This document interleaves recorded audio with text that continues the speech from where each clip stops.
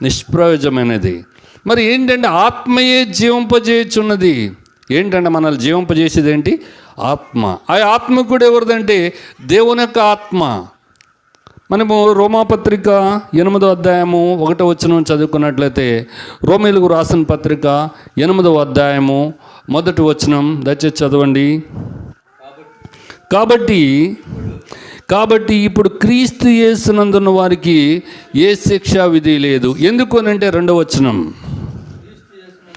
క్రీస్తు యేసునందు జీవమునిచ్చే ఆత్మ యొక్క నియమము పాప మరణముల నియమము నుండి నన్ను విడిపించను. ఏ నియమం అంట? జీవమునిచ్చే ఆత్మ నియమము.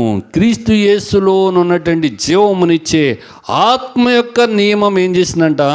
పాప మరణముల నియమము నుండి నన్ను